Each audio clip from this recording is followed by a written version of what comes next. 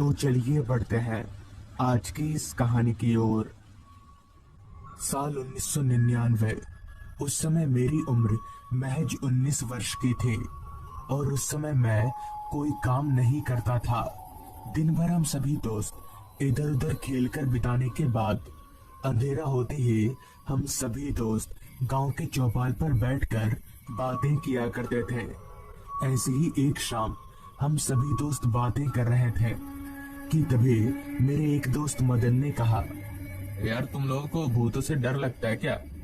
मदन के ये पूछने पर मैंने जवाब दिया, नहीं भाई, मुझे भूत से डर नहीं लगता। तुझे लगता है क्या? इस पर मदन ने कहा, हाँ यार मुझे लगता है। मदन के ये बोलते ही हम जोर जोर से हंसने लगे कि तभी मेरे एक और दोस्त अब्दुल ने कहा, यार तुम लोग हंस क्यों रहे हो? मैं भी तो डरता हूँ भूतों से। इस पर मैंने अब्दुल से कहा, क्या यार अब्दुल, तू भी मदन की तरह बातें कर रहा है? अभी हम बातें कर ही रहे थे कि तभी काफी देर से हमारी बातें सुन रहे बिरजू काका चलकर हमारी ओर आए। बिरजू काका हमारे ही गांव के रहने वाले हैं। उनकी उम्र कितनी है ये तो हमें नहीं पता, लेकिन गांव के छोटे से लेकर बड़ों तक सब उन्हें बिरजू काका कहकर ही पुकारते हैं। बिरजू काका हमारे पास आकर बैठ गए और हमारी तरफ देखते हुए बोले, हंस क्यों रहे हो तुम लोग इतना? सच में भूत होते हैं, मैंने भी देखा है। इस पर मैंने कहा, कहाँ और कब?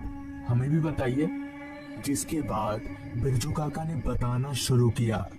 आज से काफी साल पहले जब हमारा गांव काफी छोटा और कम आबादी वाला हुआ करता था, तो उस समय मेरे शहर में एक सब्जी की दुकान थी। मैं अपने खेतों में उगाए गए सब्जियों को शहर में ले जाकर बेचता था, जिससे मेरी अच्छी खासी इनकम हो जाती थी। उस वक्त हमारे गांव से शहर का बाजार और भी दूर हुआ करता था, जिस कारण मुझे आने जाने के लिए अपनी साइकिल का सहारा लेना पड़ता था। मैं सुबह 6 बजे अपनी सब्जियों को साइकिल में लाद कर शहर जाता और सारे सब्जियों को बेचकर रात के 9 बजे तक गांव वापस लौट आता। उस समय रात के 9 बजना यानी काफी रात, जिस कारण मेरे वापस लौटते समय रास्ते पर मुझे दूर दूर तक इंसान तो दूर कोई परिंदा तलक भी दिखाई नहीं पड़ता था।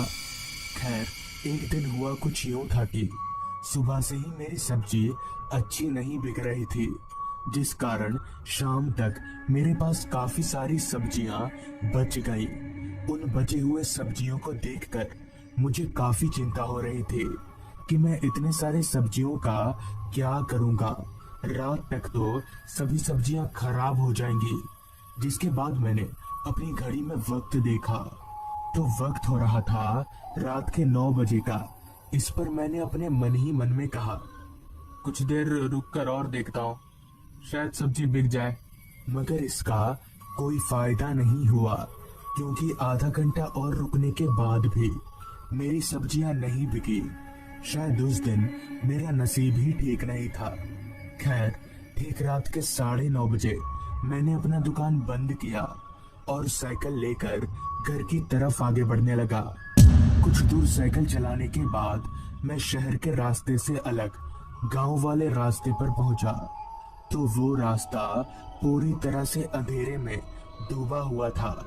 और ऐसा हो भी क्यों ना, उस समय हमारे गांव में ना तो बिजली की कोई सुविधा थी और ना ही रास्ते पर लाइट की रोशनी का एकमात्र जरिया जो चांद थी, उसकी भी रोशनी रास्ते के किनारे लंबे लंबे पेड़ होने के कारण रास्ते तक पहुंच नहीं पा रही थी। इस पर मैंने अपना टॉर्च निकाल कर जलाया। मेरे टॉर्च जलाते ही टॉर्च की रोशनी को घने अंधेरे ने चारों तरफ से घेर लिया। सन्नाटा तो पूरे रास्ते पर इतना फैला हुआ था कि बीच बीच में आ रही रात कीड़ों की आवाजें उस माहौल को और भी ज्यादा सुनसान बना रही थी। पूरे रास्ते पर दूर दूर तक मेरे अलावा इंसान तो दूर, जानवर तलक भी दिखाई नहीं दे रहा था।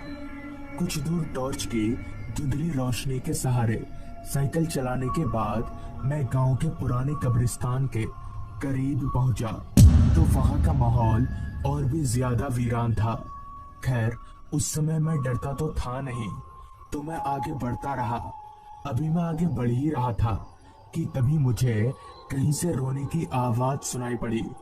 उस रोने की आवाज को सुनकर मैं एकदम से हैरान हो गया कि भला इतनी रात गए इस कब्रिस्तान के पास कौन होगा।